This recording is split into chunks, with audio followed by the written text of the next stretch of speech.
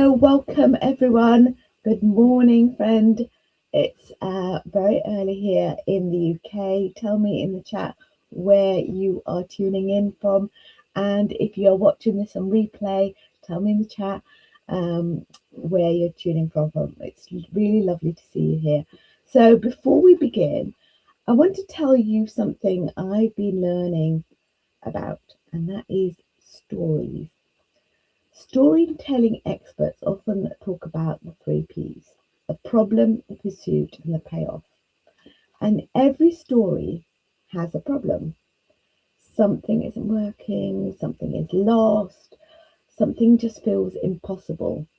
Then comes the pursuit, the searching, the praying, the wrestling, the refusing to give up, and finally, the payoff, the breakthrough, the answer, the restoration, the testimony. We love the payoff, don't we? We love hearing the story of how God came through. But here's a problem. Most of us are living in the pursuit. And sometimes right in the middle of the pursuit, we hit a wall. We pray, we obey, we keep putting one foot in front of the other. And then suddenly the path disappears. Maybe it's a financial wall. Maybe it's a health wall. Maybe it's a relationship that hasn't turned out the way you expected. Maybe it's a dream you thought God gave you. And now you're wondering whether you imagined the whole thing. And that's what we're talking about this morning.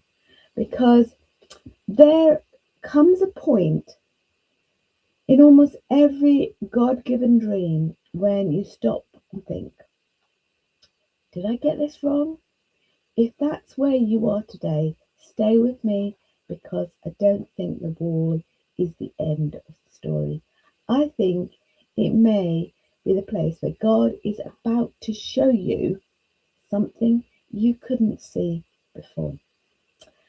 So I can see there's some people watching this. So drop a comment in the chat and tell me where you are tuning from while I find my notes and I can share my screen with you.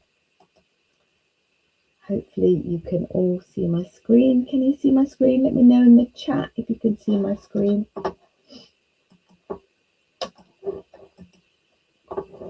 Right, I'm going to make it a big screen now. So let me just do that. There we are. Okay, can you all see that? Let me know in the chat if you can all see that.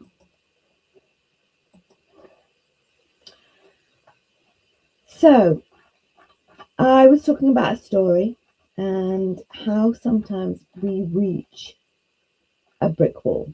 It's like a dead end, okay? So welcome back to week 7 of our Created a Dream series. And today's subject is one that nobody really likes talking about: dead ends. Not delays. We did that last week. So you can go and have a look at that. But dead ends. We've already talked about delays, and we're not going to talk about difficulties.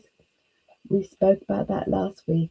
Today, we're talking about the place where the road simply stops, the wall, the place where you've done everything you thought God asked you to do, and now you have absolutely no idea what happens next. Tell me in the chat if that resonates with you. And I want us to hold on to one verse all the way through this session. The Lord himself will fight for you. Just stay calm. Exodus 14, verse 14. I love the image on this slide. The wall is covered in ivy. The path stops. And over on the right-hand side, you can see there's a tiny sliver of light. Don't lose sight of that. And we're coming back to that. So let's just do a recap recap of where we've been. Week 1, naming the loss.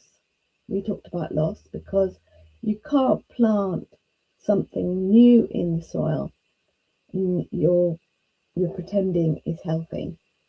And then week 2 was the seed, the reminder that God created you to dream.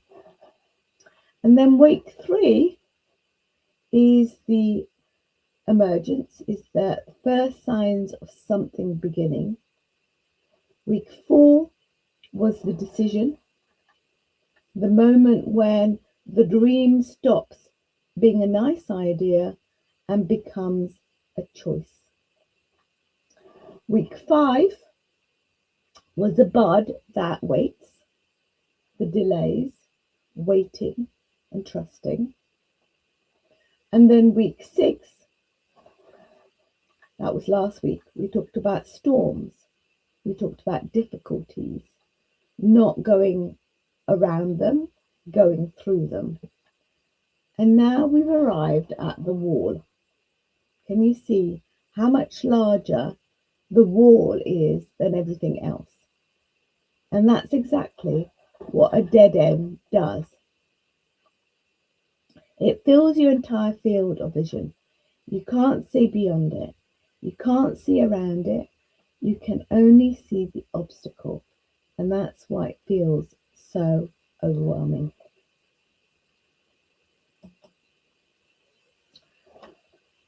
So let me know if this resonates with you. Sometimes when I'm doing these live streams, I'm thinking, is there anyone there? I know there are people watching this and there'll be people watching it on replay. But does this resonate with you? This week, we're following Rick Warren's 5th phase, dead ends. And here's something I've learned. Dead ends don't happen at the beginning. They happen much later. They happen after you've invested, after you've worked, after you've prayed, after you've already walked a long way. You know, I've spent 34 years working as a speech language therapist. I'm not a speech language therapist anymore, but one thing I learned was that people rarely become discouraged at the beginning of recovery. The difficult moment usually comes later. The fast progress is slowed. The improvements become less obvious, and that's when people started saying, maybe this is as good as it's going to get. Dead ends are often late stage problems, which means if you reach one, it's because you've already been moving.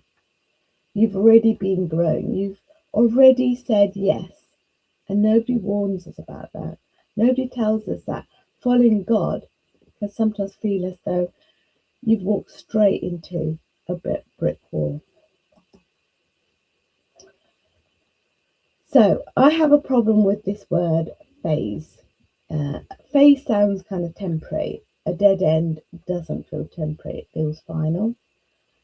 The email that never comes, the money that doesn't stretch, the opportunity that disappears just as finally find the courage to say yes.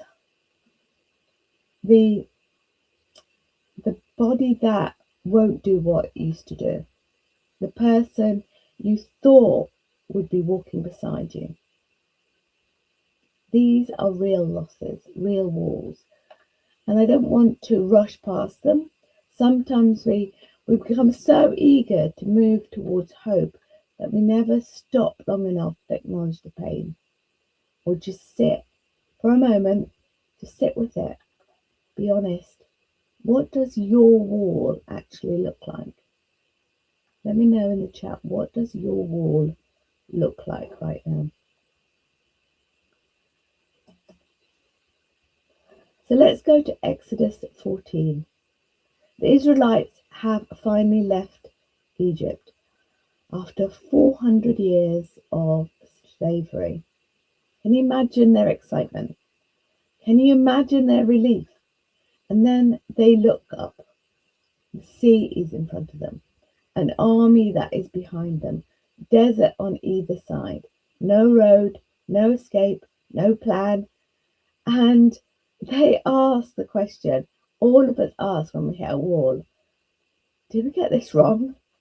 Because that's what dead ends do. They don't just block your progress. They make you question your direction. Now, this might be the most important slide of the morning. God told them where to camp. So if you read Exodus 14 carefully, he gave them the exact location, which means this wasn't an accident. They weren't lost. They weren't wandering. He led them there. And that completely changes the way we look at dead ends, because sometimes the wall isn't punishment. Sometimes it's positioning. Can I tell you something from my own life? There have been seasons I've looked back and I thought I'd wasted years. Projects that I failed, ideas that didn't work, teaching programs that never became anything, didn't become what I'd hoped them to become anyway. And yet, when I look at what I'm doing now, I can see those seasons built every skill I needed. Nothing was wasted. The war wasn't random, it was a preparation. So, this is the first lie we tell. You took a wrong turn. If you're anything like me, you immediately start reviewing every decision you've made over the past few years. You start replaying those conversations, second guessing choices, questioning everything. And here's the truth. The Israelites were exactly where God told them to be. Sometimes a dead end isn't evidence of disobedience. It's evidence of obedience. So instead of asking, where did I go wrong? Ask, Lord, did you bring me here? That's a much better question, isn't it?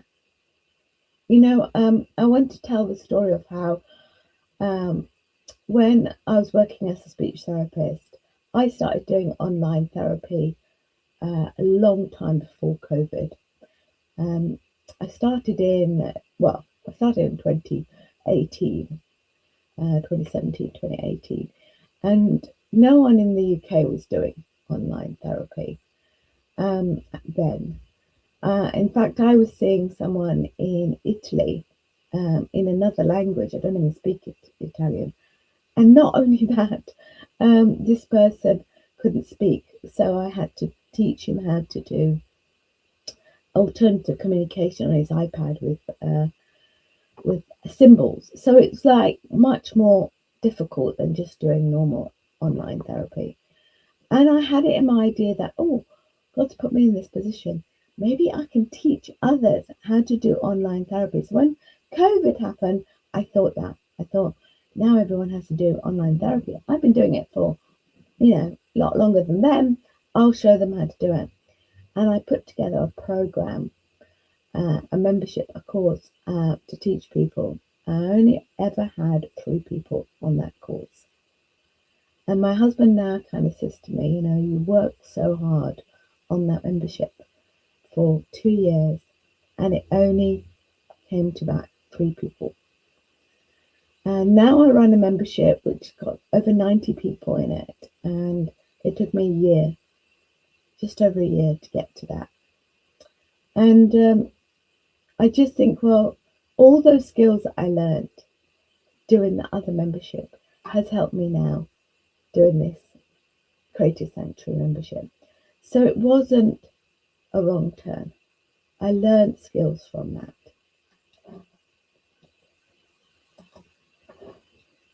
This lie is so common, especially for women. I'm too old. I've missed my opportunity. Everyone else started years ago.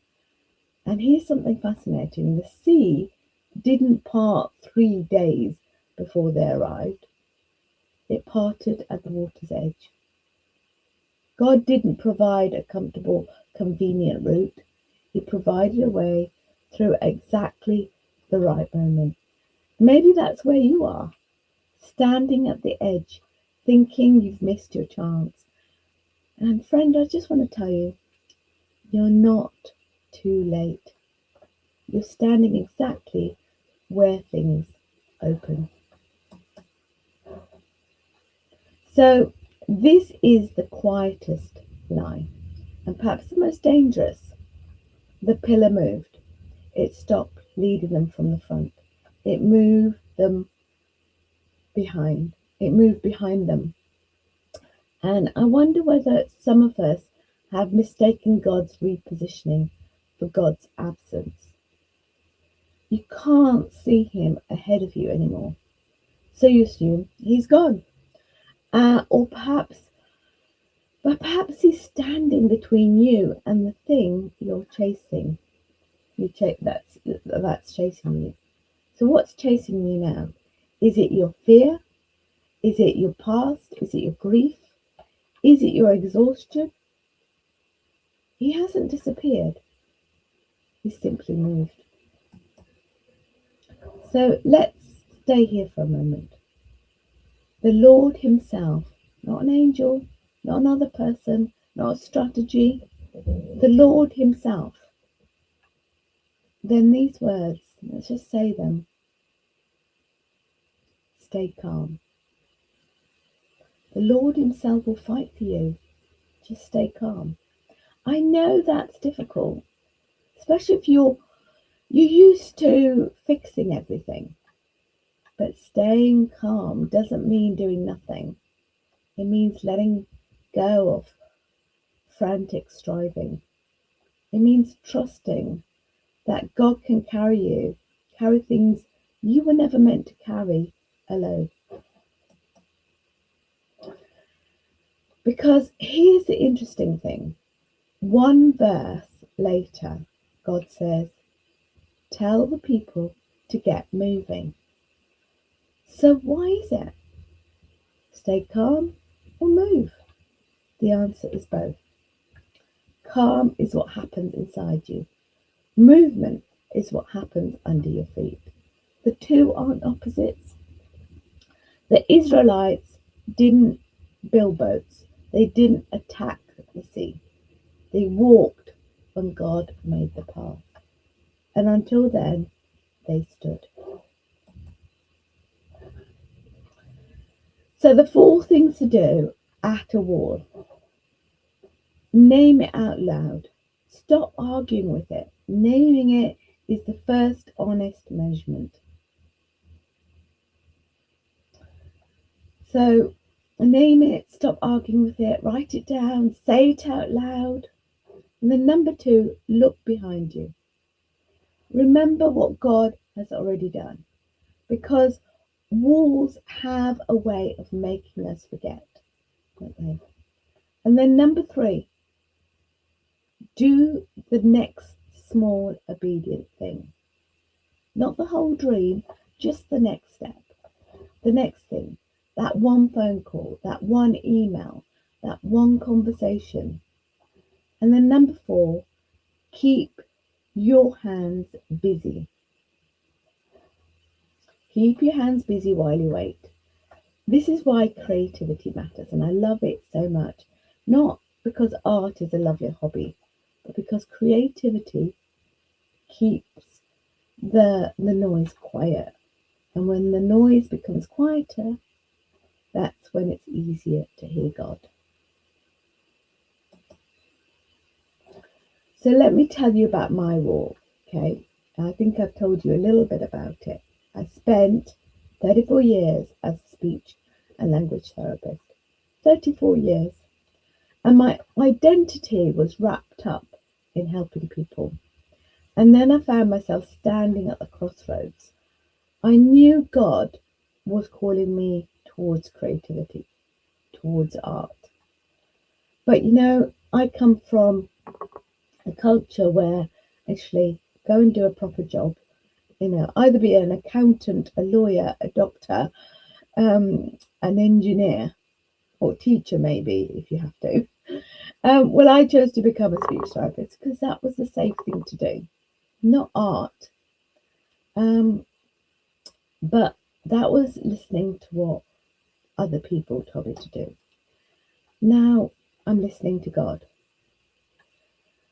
And I knew God was calling me towards creativity, towards art, towards helping women reconnect with Him through creative practices. But I couldn't see how these two worlds connected. I know the speech therapy world, the art world, how does that connect? And honestly, it felt as though I'd reached the end. Had I wasted all those years? Was I too old? Had I missed my opportunity? And looking back now, I can see something I couldn't see then. Nothing was wasted. The listening, the teaching, the coaching, the supporting, every single piece came with me. I used to teach teaching assistants, teachers on how to develop children's communication skills. I used to run summer schools for children in wheelchairs using communication aids. I used to train speech therapists. I ran a membership as well. None of it was wasted. Every single piece came with me. And from where I was standing, it looked like the end, but it wasn't.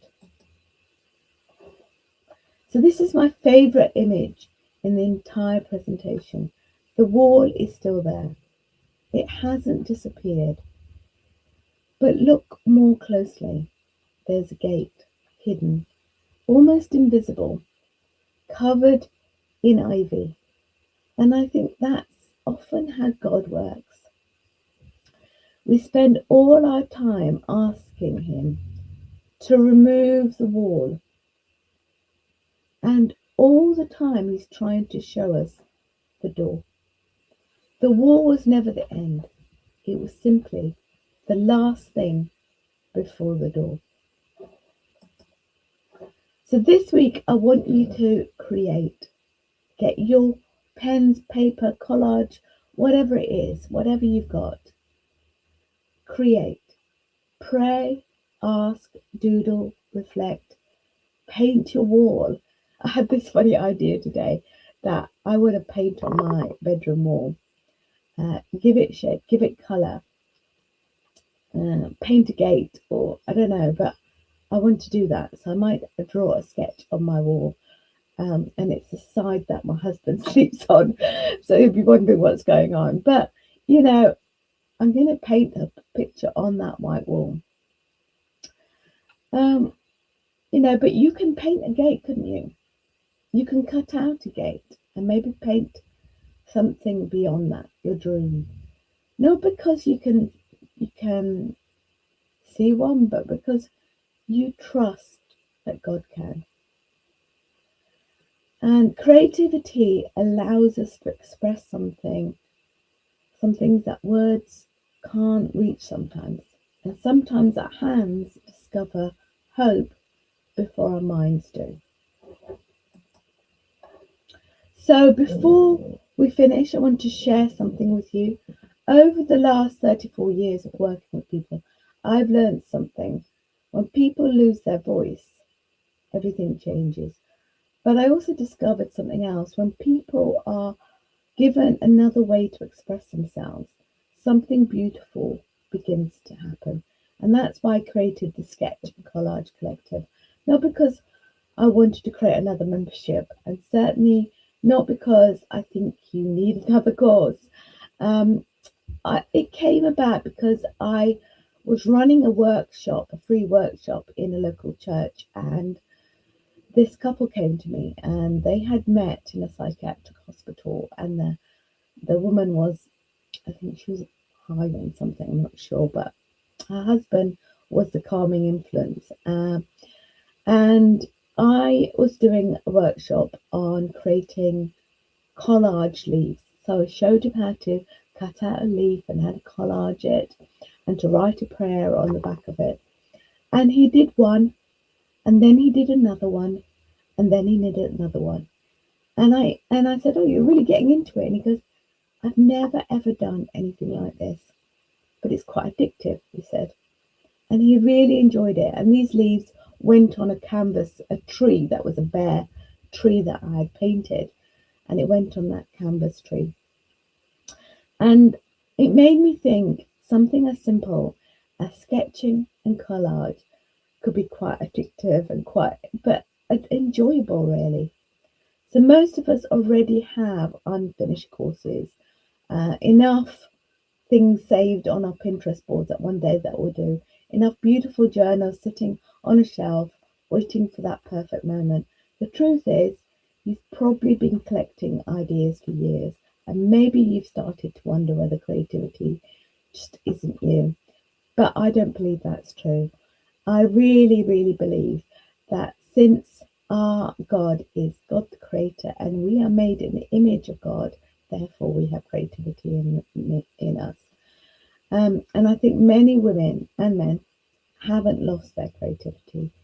They've simply stopped giving themselves permission to use it. So the Sketch and Collage Collective is designed to make creativity feel simple again. Every month, a complete scripture-based creative kit arrives in your inbox, and everything is already prepared for you. The background papers, the ephemera, the bookmarks, the scripture cards, the reflection questions, the step-by-step guide. You don't have to search for anything. You don't have to decide what goes together. You don't even have to wonder where to start. I've already done that part for you. And the reason I love this so much is that it removes the biggest obstacle most women face, the blank page. Because the blank page can be intimidating. But when someone simply says, cut here, glue this here, reflect on this verse, suddenly creating becomes possible again. And here's my favourite part. By the end of the year, you don't have a pile of unused craft supplies. You have a journal that becomes a genuine record of your year. 12 finished pages, 12 moments with God, 12 reminders of where you've been and what He's been teaching you. And you don't do it alone. There's I'll put the link in the chat so you can see it. But I just want to say to you that, you know, creativity is not something you need to do alone. You know, it's going to be something that can be fun, and I hope that you do find it fun. There's just lovely, gentle, creative community where women share their pages, ask questions, and simply look at what other people are making. No pressure, no expectation. I've just launched it. Just women who understand why cutting paper, sticking it into a journal, can sometimes become that act of worship. So if today's session has reminded you that you want to create again, and if you've been standing in front of a wall and you've forgotten what it feels like to make something with your hands, I'd love to invite you to join us, because sometimes the next step through the wall isn't a giant leap. Sometimes it's simply picking up a pair of scissors, opening your Bible, and beginning again. And so I wanted to just share, this is a video on my YouTube channel. If you haven't subscribed, please subscribe. But I want to share a little bit of the first pack, which is a September pack here that I'm doing. Hello and welcome. When you see someone else's In a minute, but let me just show you what I have created. Hello and welcome to the Sketch and Collage Collective. I am so glad you're here. I want to come in and show you my September pages because I think it's easier to start when you see someone else's mess first. So our theme this month for September is something new. It comes from Isaiah 43 verse 19.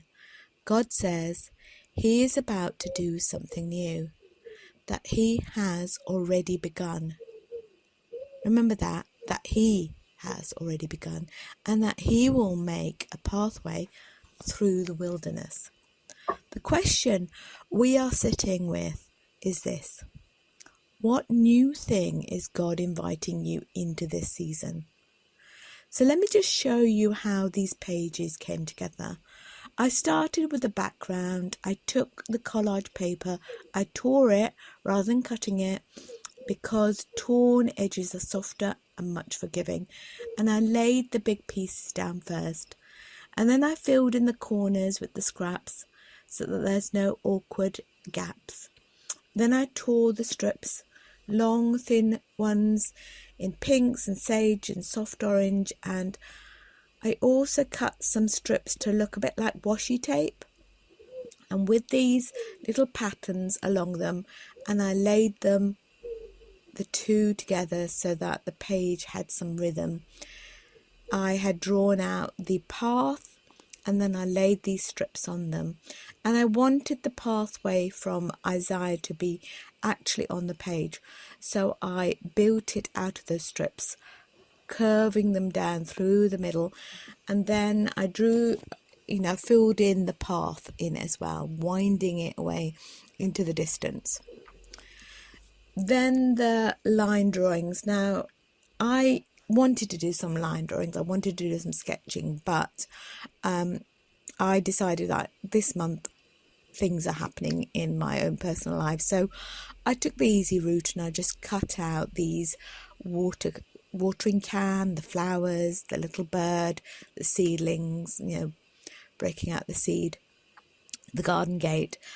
But I can always come back to this and do some sketching, so I can kind of copy these line drawings and sketch them out in different parts of this page, so that way I'm also practicing my sketching skills. So I've collaged it now. I glued those over the top of the collage, and then that is the moment the page starts to feel like a garden rather than a pile of paper. And then I made the envelope, and it sits on the right and it holds my prayer cards. So they're tucked away and I can pull them out when I need, and I wrote these prayers on the small cards to slip inside. And then the letter. There are only a few lines I've written here on the page for you. I've only put like 5 lines on the page, and the 5 lines was nowhere near enough for what I wanted to say to God. So I made a kind of concertina letter, as you can see, and it folds out flat and opens. I made them out of the leftover background paper and glued them all together so it becomes a long letter, and then I folded it into space, and then I wrote a letter to him, as if I'm writing a letter to my bestest friend, because at the end of the day, that's who he is. And I'll tell you what mine says. God is asking me to step out without the safety net, and I'm leaving my job and I'm handing in my notice at the end of the month, and that is quite scary, really. And the fear underneath it is not really about the work, it's about the money. It's about the money that has come in steadily, whether I was brave or not. And I called it my safety net for years. Without noticing, I'd started calling it my security. But really, only God is my security. And he keeps gently reminding me, he is my refuge. He is my safety net.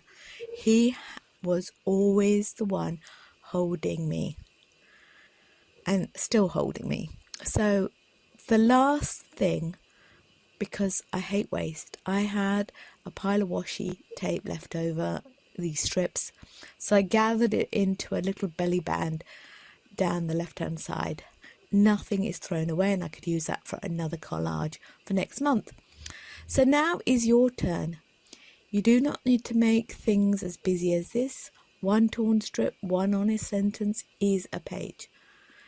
Tear your background, lay down your path, and answer the question, what new thing is God inviting you into this season? And then when you've done it, please take a photograph, pop it into the group here, and we'd all love to see it. So when you're in the community, you go up to the Learning tab, You go to Sketch and Collage Collective, open it there, and you will see that inside here you've got a welcome video which you can watch. You've got the Canva crash course that you could go through in your own time, and then these are the monthly kits. You can see that there are 3 that I've already put in there. So if you go to the new garden, there's a video. There's an explainer video at the top, and if you scroll down, you will see that there's a download here in the pink section. Click on there, download the PDF. It will go to your downloads folder, and then you'll be able to open it, and it should look something like this. So as you can see, it's got all the step-by-step instructions, and you can create envelopes from other pieces of paper if you want, but all the papers and the prompts are in there. These are all the pages, the cutouts, the washi tape, all the tags and corners, and then that's my bit that I put at the end. So have a go, and I can't wait to see what you create. Okay, so I've put the QR code there if you want to have a look at that. And just a final note that I am going to be a guest speaker on this conference, which is called Convergence. It's happening towards the end of this month, August 25th to the 28th. And so if you want to come, it's a free event. It's a networking event for Christian entrepreneurs, founders, leaders, builders. If you're trying to work out what is my next step, Lord, it is going to be an amazing event. I will put the link in the chat now so you can have a look. As I said, it's free, and I'm just one of the speakers on that. So I look forward to seeing you there if you are able to come. So are there any questions that anyone wants to ask? Do drop them in the chat. Hello, Donna. Donna says it feels very exciting. Yes, I hope that you'll be able to come. Your prayers from the free prayer journal was very effective. I will use those to help prompt. Yes, I'm really pleased that you love the prayer journal. Okay, so I'm off now to finish my breakfast. It's very early. What time of the day is it, Donna, there? I'd love to know. I'm not very good with time zones. Next week will be the final week of this series. Do grab the free workbook that goes alongside this. creativesoulspace.com/dream. And there's a free workbook that goes with this series. Anyway, not sure. It's 4:38 p.m. Oh, right. Okay, so you're in Australia. I take it. I know a little bit about my time zones. Anyway, I am off now, and I look forward to seeing you again. Take care. God bless. Bye for now.